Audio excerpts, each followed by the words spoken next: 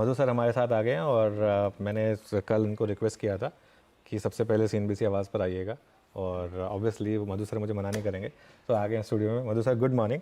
Good morning Anuj. तो Madhu sir क्या निकल कर आया जो हिंडनबर्ग ने इतना सब कुछ बोला? एक सैटरडे मॉर्निंग को तो एक ऐसा लग रहा था कि कहीं मार्केट में वापस पैनिक ना हो जाए, लेकिन संडे तक होते होते सारे मोर और लेस क्लैरिफिकेशन आ गए। आपका क्या व्यू है? अनुज ऑनेस्टली ये मैंने भी पूरा उनका एलिगेशन भी पढ़ा और पूरे क्लैरिफिकेशन सब जगह से जो आए सब बहुत ध्यान से पढ़ा। मेरे को ना ये थोड़ा एक कोई कॉन्स्पिरेंसी लगता है। ये this is not about one individual और one group. Conspiracy against the country. Against ये कंट्री के अगेंस्ट में कॉन्स्पिरेसी लगता है। बिकॉज अगर आप देखिए कंप्लीट बेसलेस लगता है कोई भी एलिगेशन जो उन्होंने बोला है। अगर कोई इंडिविजुअल जो एक प्राइवेट सिटीज़न है, अगर उसने कोई फंड में पैसा डाल दिया और इंसिडेंटली अगर वही फंड में कोई कॉर्पोरेट ग्रुप के कोई रिलेटिव ने पैसा डाला तो उसमें खराबी क्या है, राइट? और उन्होंने बोला क्लियरली कि भाई उन्होंने अनिल आहूजा के बोलने से पैसा डाला था और जब अनिल आहूजा निकल गए उस दिन रिडम्पशन भी कर लिया। तो I can understand what is the allegation about. And secondly you know to malign the image of someone who is at this level in the regulator, and undoubtedly अनुज ये लोग अपने को क्या बता रहे हैं, ये हिंदुस्तान के जो रेगुलेटर है whether it is SEBI or RBI, undoubtedly they are proven to be the best in the world. There is absolutely no dispute the way we have handled our situation, and I think current chairperson's contribution to Indian capital market should not be undermined. Absolutely. I think what she has done as an individual, right from the time she was the member to she was chairperson now, I think the amount of significant changes which have been brought in Indian capital markets, specifically to protect the interest of the small shareholder. अनुज मुझे पता है जब मैं mutual fund चलाता था तो distributor को 6% का कमीशन लेना अलाउड था, up to 6%, and that was getting deducted from NAV, from where he have come such a long way. I think this is completely maligning the image of an individual who has contributed so immensely for the development of Indian capital market. और मुझे कोई भी allegation में complete baseless लगता है, and I am not mincing word, Anuj. You know, as an Indian, I feel very proud of our regulators and the institutions which were built, may it be SEBI or may it be RBI. And I think we should all come together at this point of time as a country, because this is an attack not on an individual, this is not attack on a corporate house, but this is essentially a conspiracy against India to destabilize the markets here. तो मधु भाई दो चीज़ें, एक तो overall market पर आपको लगता है इसका कोई इम्पैक्ट नहीं, और दूसरा क्योंकि बार बार बात होती है एक अदानी ग्रुप स्टॉक्स की, क्या वहाँ पर इसका कुछ रब ऑफ होगा या अब वो भी इग्नोर करेंगे? क्या मेरे को बताओ ना क्या इम्पैक्ट हुआ लास्ट टाइम जब उन्होंने बोला अडानी ग्रुप के बारे में, you know obviously the prices went down, but what is the reality today? Almost high पे आ गए। $1 बिलियन का QIP किया अडानी एनर्जी ने भी। Absolutely, who of the Indian capital markets have participated? All major institutions, 6 times बढ़ गया, right? That is the verdict of the market. And again, come to the group. Give it a break, yaar. What they have contributed to nation building? They built the largest port in India. They built the largest green energy company of India. They are building one of the largest cement companies of India. And this is just, and you know, it is all been done in last 20-25 years. So it is nothing else but some kind of a conspiracy to destabilize India and to destabilize a group. And I don't think markets will have any impact whatsoever. Today I will not be surprised if Adani stocks are higher than what they closed on Friday. So basically, Madhu sir आपकी बात से लग रहा है देखने का ज्यादा, ये ऑप्टिक्स ज्यादा है, इसमें कोई सब्सटेंस नहीं है, ऐसा रीड करें हम लोग। कोई घबराने की रिटेल को जरूरत नहीं है। बिल्कुल एकदम जरूरत नहीं है, मैं बोल रहा हूँ at least not on this issue. See markets में फॉल और rise based on some other issues which are there in the market, you know tomorrow morning there be something else, but इस इशू को लेके बिल्कुल घबराने की जरूरत नहीं है। And I am vocal, I am clear that this to my mind, because I went through once, twice, thrice, I just find out what is the allegation. I could find myself, and after, of course, reading the वो clarification ma'am which are और being उनके issued. Husband का clarification press release आने के बाद actually सबको ऐसा clear होने लगा था, क्रिस्टल क्लियर। तब तक तो फिर भी डाउट्स होंगे आपके जहन में। नहीं नहीं, पर उसके बाद भी मैं आपको बोल रहा हूँ ना, पर आपने कोई फंड में इन्वेस्ट किया और आपने फंड से रिडिम्पशन कर दिया एक पीरियड ऑफ टाइम में, और वो फंड का अडानी स्टॉक से कोई लेना देना नहीं है। It is not that the fund in which you invested are invested in Adani company, तो फिर भी आप बोल सकते हो तो भाई कोई फेवर आपने कहीं पे किया होगा।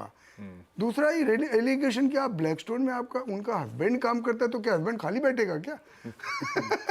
I think if he has an expertise and if he's got interest wherein he can contribute to any institution, obviously he will do the job. Everything is crystal clear, या जैसे अब आती है अलग अलग क्वार्टर्स से मांग, इसकी और जांच होनी चाहिए, आगे बढ़ना चाहिए, सब कुछ क्रिस्टल क्लियर है, कोई कुछ इशू नहीं है, या इसकी अभी भी जांच का दायरा खुलता है? मेरे आपके हिसाब हिसाब से? मुझे तो समझ ही नहीं पड़ रहा है कि क्या किस चीज की जांच होनी चाहिए।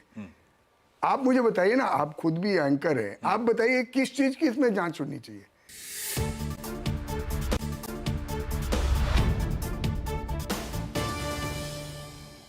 ओवरऑल अब आपका मार्केट पर क्या व्यू बन रहा है? क्योंकि थोड़ा सा पिछले हफ्ते कुछ ग्लोबल क्यूज थोड़े वीक हुए, वो येन कैरी ट्रेड वगैरह का इम्पैक्ट आया। हालांकि हमारी मार्केट पर इसका इम्पैक्ट है नहीं, लेकिन ओवरऑल अभी आपको मार्केट कैसा लग रहा है इस समय? Anuj, to be honest with you, market की स्ट्रेंथ से मैं भी सरप्राइज्ड हूँ।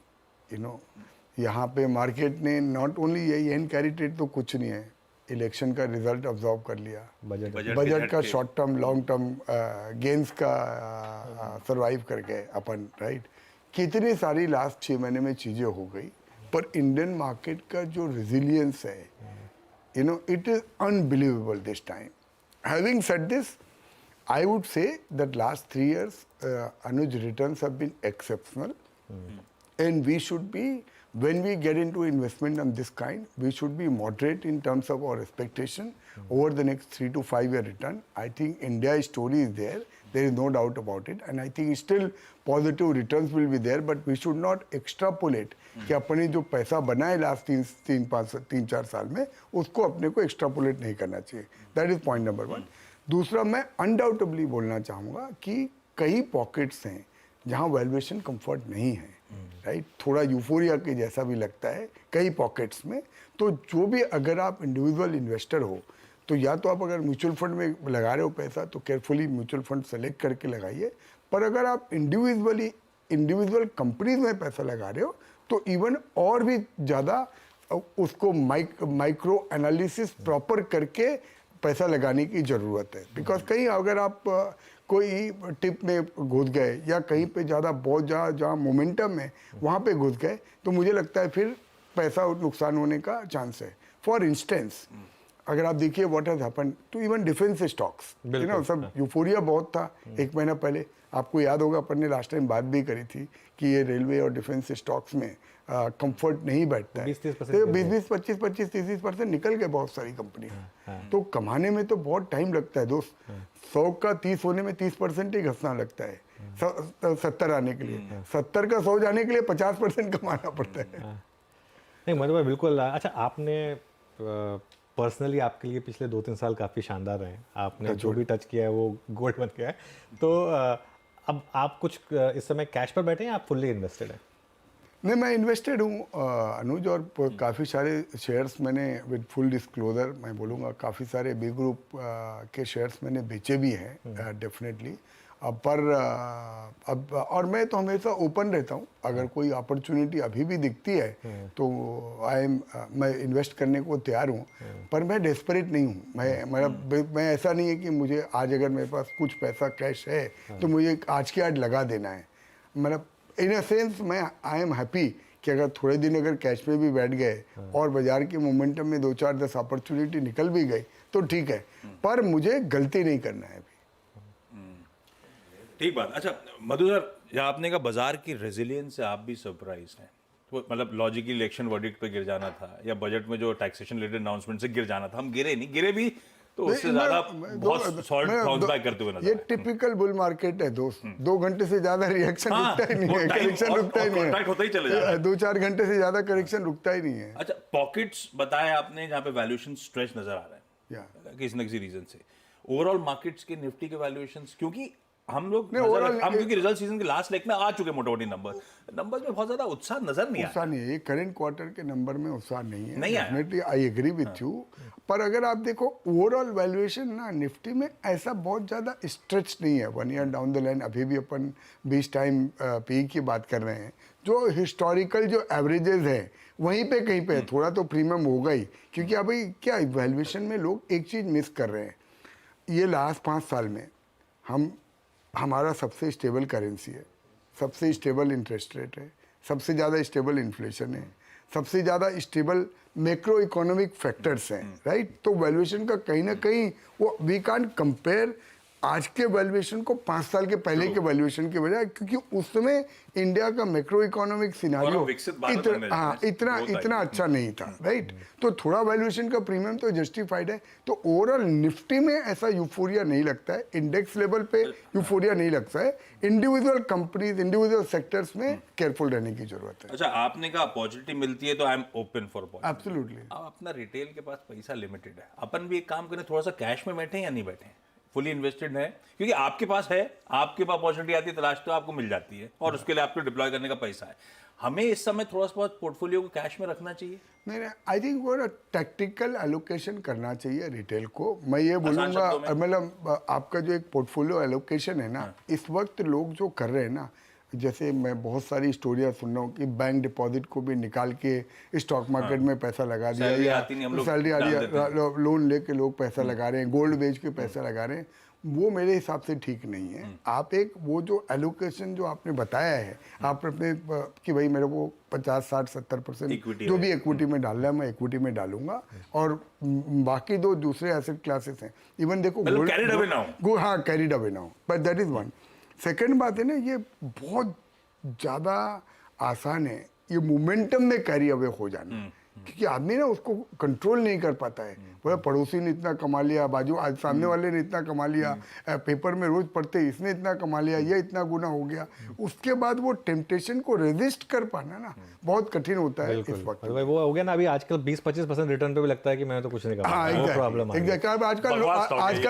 आजकल कई गुने की बात करते, कितना गुना हो गया ये बात हो गया, करते वही हैं। है वो। बस मैं एक वीकेंड पे एक इवेंट में गया था, तो वहाँ पे बात हो रही थी कि 15 से 20% रिटर्न, तो बोले कि महीने का क्या साल का नहीं। अच्छा मतलब एक आपने एक बात की, 1-2 पॉकेट्स में ओवर वैल्यूएशंस हो गई हैं, एक आध पॉकेट जिस पर आप सबसे पहले बुलिश हुए, जैसे PSU बैंक्स, आपने जब बॉटम का भाव था तब आके इसी चैनल पर आपने कहा था कि ये बहुत ज़्यादा बॉटम का भाव है, और आपने पूरा वो लॉजिक दिया था कि सारे NPA सिस्टम के निकल चुके हैं, इतने सालों की जो NPA साइकिल है वो ख़त्म हो चुकी है। PSU बैंकों में एक बड़ी रैली आई, लेकिन अब पिछले 3-4 महीने से ये फ्लैट है, कुछ नहीं कर रहे हैं। क्या यहाँ पर अभी भी दमखम बाकी है आपके हिसाब से? PSU बैंक्स में वैल्यूएशन अभी भी महंगे नहीं हैं अनुज। मतलब अगर आप देखोगे कंपेयर टू जहाँ दूसरे पब्लिक सेक्टर कंपनीज का 30, 40, 50, 60 पी हो गया है, वहाँ पे PSU बैंक्स अभी भी, अगर मैं 2 साल का व्यू लेने को तैयार हूँ तो 5, 6, 7 पी में अच्छे बैंक्स मिल रहे हैं। तो PSU बैंक्स महंगे नहीं हैं मुझे लगता है। पर एक बारी जो वैल्यूएशन बहुत ज़्यादा सस्ते थे, जब अपन बात कर रहे थे 0.3 टाइम बुक वैल्यू था, अभी करीब 1 टाइम बुक वैल्यू पे आ चुके हैं PSU बैंक्स। अभी भी पैसा बनाने की ज़रूरत है, बट अगेन अपन वो जो रिटर्न आया है लास्ट 3 साल में उसको एक्स्ट्रापोलेट नहीं कर सकते। तो अगर मेरे पास PSU बैंक के शेयर हैं और मैं सिलेक्टेड इन्वेस्टर हूँ, तो मैं जस्ट बिकॉज ये भाव बढ़ गया इसलिए नहीं बेच दूंगा, क्योंकि वैल्यूएशन अभी भी मेरे फेवर में है।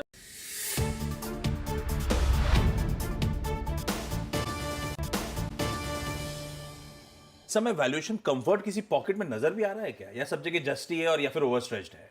नहीं, डेफिनेटली कंफर्ट है 100%। अदरवाइज तो हम 100% कैश पे होते थे। वो तो सिचुएशन है ही नहीं। अब वो रह नहीं सकते ना, आजकल मोमेंटम इतना सरप्राइज कर रहा है कि आपको पर वही इन्वेस्टमेंट मैं लेना। बता नहीं, ऐसे नहीं है दोस्त। Comfort अगर आप ना देखो मिल रहा कंफर्ट है, फार्मा में कंफर्ट है, सेलेक्ट आईटी कंपनीज में डेफिनेटली कंफर्ट है। एक जो ओवरऑल एफएमसीजी का बास्केट है जहाँ पे कि अपने देख रहे हैं थोड़ा रूरल डिमांड इम्प्रूव हो रही है, वहाँ पे कंफर्ट है। सेलेक्ट मैन्युफैक्चरिंग में बहुत ज़्यादा कंफर्ट है जहाँ मेरे को सी आपको ना, मैं क्या बोल रहा हूँ, आपको अपना दायरा दो चीज़ों में बांधना पड़ेगा तो आप अभी इस वक्त इन्वेस्ट कर सकते हो। एक आपकी रिटर्न एक्सपेक्टेशन मॉडरेट होनी चाहिए, दूसरा आपकी जो अवधि है पैसा लगाने की, वो कभी आप ये नहीं बोल सकते हो कि मेरे को 6 महीने में पैसा कमाना है। अगर मेरी अवधि 3 साल की है, जैसे मेरे जैसे इन्वेस्टर मैं देख रहा हूँ कि 3 साल में यहाँ पैसा बनेगा क्या, अभी भी मैं बहुत एक्साइटेड हूँ। मुझे लगता है बहुत सारे मेरे पोर्टफोलियो की कंपनियाँ 3 साल में हो सकता है, यहाँ से भी 2-3 गुना हो सकती है इंडिविजुअल स्टॉक बेसिस पे। हम जो रिटेल आए थे ना कोविड टाइम्स के बाद से, हमें तो बहुत गजब के रिटर्न दिए बाजार ने। अभी एक्सपेक्टेशन को मॉडेस्ट कर लेना, रिटर्न्स की एक्सपेक्टेशन मॉडेस्ट रखना का मतलब क्या हुआ? कितना एक्सपेक्ट करना? मैं बोल रहा हूँ कि अगर ये बाजार लास्ट 3 साल में मेरे ख्याल से 30% कैगर हुआ है, राइट। अगले 3 साल के अंदर हमको अगर 15% प्लस रिटर्न भी मिल जाए, I will be very happy. क्योंकि उसके बाद वेरी हैप्पी, अगला तो उसके बाद फिक्स डिपॉजिट में तो बहुत कम मिल रहा है। कमी है ना अनुज। और दूसरे जो कंपेरेबल है, गोल्ड भी उतना पैसा बढ़ चुका है ना ऑलरेडी। मैं बोल रहा हूँ रियल एस्टेट कहाँ पे सस्ता है। अगर आप यहाँ से इक्विटी से निकाल के बोलोगे कि रियल एस्टेट के भाव भी 3-3 गुना हो चुके हैं। बिल्कुल। और फिक्स डिपॉजिट में और फिक्स इनकम में तो कोई रिटर्न है ही नहीं। इसके लिए जरूरी है कि अपना एक पोर्टफोलियो प्रॉपर एलोकेटेड रहे। जस्ट बिकॉज सबसे बड़ा डेंजर क्या है अनुज और भाई, इस समय देख के ना कि बाजार बहुत बढ़ चुका है, 25,000 निफ्टी हो गया, 80,000 इंडेक्स हो गया। अरे भाई अर्निंग भी बढ़ी है ना, सिर्फ इंडेक्स और निफ्टी थोड़ी बढ़ा है, अर्निंग भी बढ़ी है और ना। हम हर बार ना एक गलती क्या करते हैं, हम 2020 के बॉटम से गिनते हैं। Exactly. वहां से मार्केट कितना चल रहा है, मतलब वो उस बॉटम की शायद कोई इतनी वैल्यू नहीं थी। अच्छा, एक आखिरी सवाल, क्योंकि आपने बात की अदानी ग्रुप स्टॉक्स की कि उसके क्यूआईपी में इतना रिस्पांस आया, अभी शायद बात हो रही है अदानी एंटरप्राइजेस के भी क्यूआईपी की, उन्होंने भी अप्रूवल ले रखा है। आपको लगता है वहां पर भी उसी हिसाब से रिस्पांस मिलेगा? और अगर आप डालेंगे क्या पैसा उसमें? मैं पक्का डालूंगा।